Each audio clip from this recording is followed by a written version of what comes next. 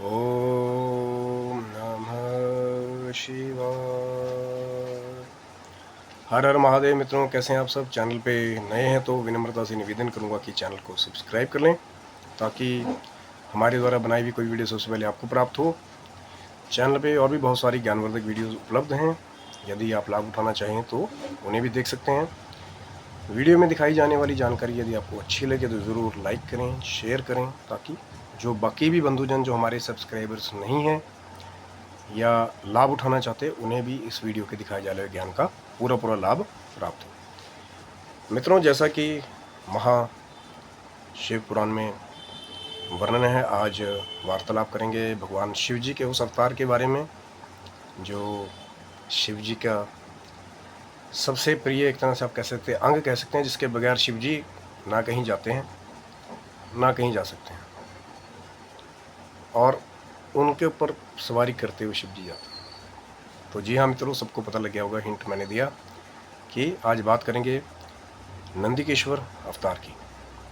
तो शिव महापुराण में इसका वर्णन है और कैसे नंदी जी को गणाध्यक्ष पद की प्राप्ति हुई, सब गणों के प्रधान नंदी जी हुए, और कैसे शिव जी के पाशर भाग में उनका स्थान पक्का हो गया, नियुक्त हो गया।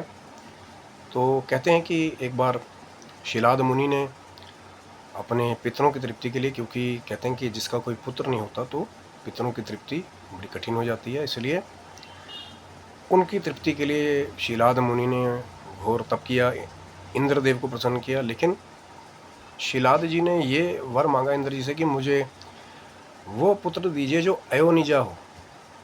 अयोनिजा का मतलब होता है जो किसी योनि से पैदा ना हुआ हो, जो किसी के गर्भ में ना आया हो, जो खुद अवतरित हो। तो ऐसा अयोनिजा पुत्र आप मुझे दीजिए इंद्र भगवान। तो इंद्र जी ने कहा कि ये मेरे बस में नहीं, ये जिनके बस में है आप उनकी आराधना करें, शंकर जी को तृप्त करें, उनकी तपस्या करें। तो शिलाद मुनि फिर शंकर जी की आराधना, उन्होंने बहुत आराधना की, तपस्या की, और जब शंकर जी प्रसन्न हो गए तो उन्होंने कहा कि शिलाद मुनि, मैं आपकी तपस्या से प्रसन्न हूँ, आप मांगिए क्या वर मांगते हैं। तो शिलाद मुनि ने जैसा पहला मनोरथ अपना इंद्र जी को बताया था, वैसा ही शंकर जी के आगे भी निवेदन किया, उनके चरणों में झुक गए कि महाराज आप तो सब जानते हैं, अंतर्यामी हैं, देवादिदेव महादेव हैं। तो शंकर जी ने कहा कि मुझे सब कुछ ज्ञात है, मैं ही अपने अंश से, क्योंकि शिलाद मुनि कहीं ना कहीं ये मांगना चाहते थे कि आपके जैसा ही पुत्र मेरा हो जो जिसपे कभी जरा या मृत्यु ना हो। तो अयोनिजा इसलिए पहले मांग लिया था उन्होंने, क्योंकि जो गर्भ से पैदा होता है कहीं ना कहीं ब्रह्मा जी के संपर्क में उसका एक नियम बन जाता है कि फिर उसको मृत्यु को वो प्राप्त होना पड़ता है। तो शिलाद मुनि ने फिर वही मनोरथ मांगा। शिव जी ने कहा कि मैं ही अपने स्वरूप से आपके घर पैदा होऊंगा, और अयोनिज होने के साथ साथ फिर मृत्यु और जरा मुझे प्राप्त नहीं होगी। तो कुछ समय कालांतर बीता, प्रसन्न होकर शिलाद मुनि अपने आश्रम को गए। उसके बाद वो एक दिव्य यज्ञ कर रहे थे। उस यज्ञ से पहले ही उनके ही शरीर से कहते हैं कि जो हमारे नंदी महाराज का स्वरूप है वो प्रकट हुआ, और जब वो पैदा हुए तो 3 नेत्र, बड़ी बड़ी भुजाएं, वैसे विकराल स्वरूप से पैदा हुए। लेकिन कुछ समय बाद मायावश उन्होंने फिर मनुष्य का रूप धारण कर लिया। तो शिलाद मुनि नंदीकेश्वर जी को प्राप्त करके बड़े प्रसन्न हुए, और 5 वर्ष की आयु में ही कहते हैं कि नंदी महाराज ने सारे वेद का जो ज्ञान था वो प्राप्त कर लिया।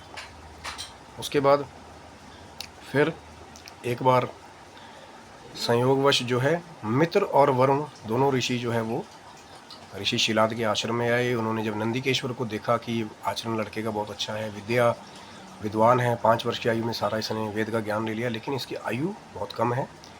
तो मित्र और वरुण ने यही बातें जाके शिलाद मुनि को बताई। शिलाद मुनि को जब ये पता लगा कि ये अल्पायु है तो फूट फूट कर रोने लगे। और जब नंदी जी ने देखा कि पिताजी फूट फूट के रो रहे हैं तो पूछा कि महाराज पिताजी कारण क्या है कि आप इस दुख का मैं निवारण करूँगा, मुझे बताइए, क्योंकि धर्मपुत्र वही होता है जो अपने माता पिता के दुख का निवारण करे। तो शिलाद मुनि ने कहा कि बेटा तेरी आयु बड़ी कम है, अल्पायु है, ऋषियों ने मुझे बताया है, तो इसी दुख से मैं विहल हो रहा हूँ। तो उन्होंने कहा महाराज आप क्यों चिंता करते हैं, मैं मृत्यु को प्राप्त नहीं होगा। तो शिलाद मुनि ने कहा कि महाराज ऐसा कौन सा नंदी जी आपको दिव्य ज्ञान प्राप्त है कि आप मृत्यु को प्राप्त नहीं होगे, कैसे करेंगे आप? तो क्या आप कोई तप करेंगे? तो नंदी जी ने कहा कि मैं शिव के नाम, शिव के भजन के द्वारा ही मृत्यु को जीत लूँगा। तो नंदी जी ने भगवान शिव जी का स्मरण करते हुए अपने पिता शिलाद जी का आशीर्वाद लिया और वन की राह को चले गए।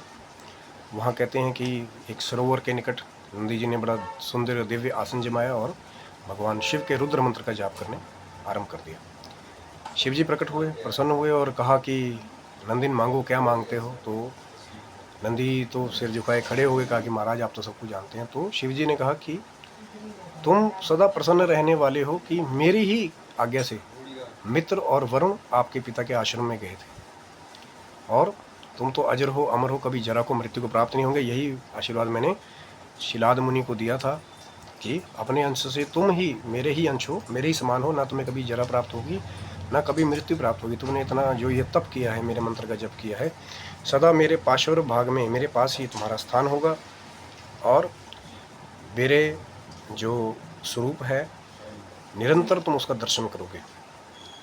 उसके बाद कहते हैं कि माँ पार्वती भी उस तप स्थल पे वहाँ पे आई, बाकी देवी देवता भी आए, सबने नंदी जी को आशीर्वाद दिए, साधुवाद दिया और सुयशा के साथ नंदी जी का विवाह भी वहाँ कराया गया और उनको भी माँ जगदम्बा ने दोनों को आशीर्वाद दिए। नंदी जी ने भी यही वर मांगा कि माँ भगवती आपके चरणों में मेरी भक्ति सदा निश्चल रूप से बनी रहे। सुयशा को भी यही वरदान दिया गया कि आप पुत्र पौत्रों से सदा युक्त रहेंगी और जन्म मृत्यु के इस चक्कर से आप सदा मुक्त रहेंगी। क्योंकि जब शिव जी स्वयं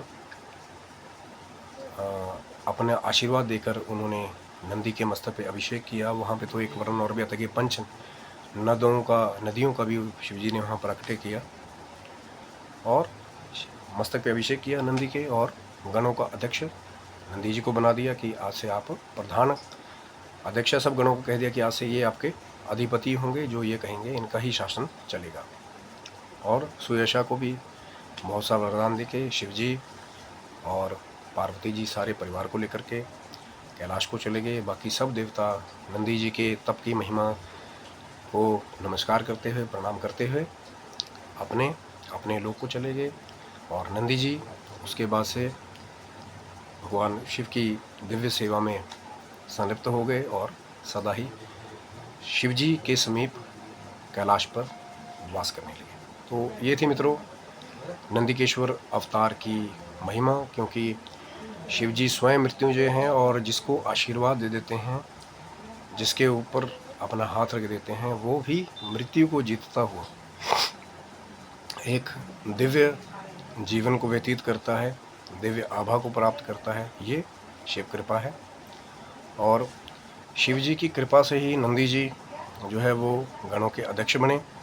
सब गण नंदी जी के अंतर्गत ही रहते हैं, जो नंदी जी कह देते हैं। और मैंने पहले भी वीडियो शुरू करने से पहले कहा था कि नंदी जी के बगैर शिव जी ना कहीं रह सकते हैं ज़्यादा दिन, ना कहीं जा सकते हैं अगर सवारी करके जाना हो तो, क्योंकि शिव जी दूसरी भी उनके पास सिद्धियाँ हैं, वो आकाश मार्ग से स्वयं को अंतर्ध्यान करके कहीं भी प्रकट हो सकते हैं, कहीं भी अंतर्ध्यान हो सकते हैं। लेकिन जब स्वरूप से एक लीलावश सवारी करके जाना हो तो नंदी जी की ही सवारी करके भगवान शिव जी जाते हैं और नंदी जी को सदा अपने साथ रखते हैं, क्योंकि उनका ही अंश स्वरूप है। और माँ जगदम्बा का भी आशीर्वाद नंदी जी को प्राप्त है कि एक पुत्र सरीखे रह करके नंदी जी कैलाश पे माँ भगवती की, भगवान शिव जी की सेवा करते हैं और स्कंद कार्तिकेय भगवान और गणेश जी का भी सामीप्य नंदी जी को प्राप्त है। तो ये है शिव कृपा, जो शिलाद मुनि ने तप किया, उनके स्वरूप शिव जी ने आशीर्वाद दिया, तो नंदी जी जैसा दिव्य स्वरूप शिव जी ने दिव्य लीला प्रकट की और सबको कृतार्थ किया।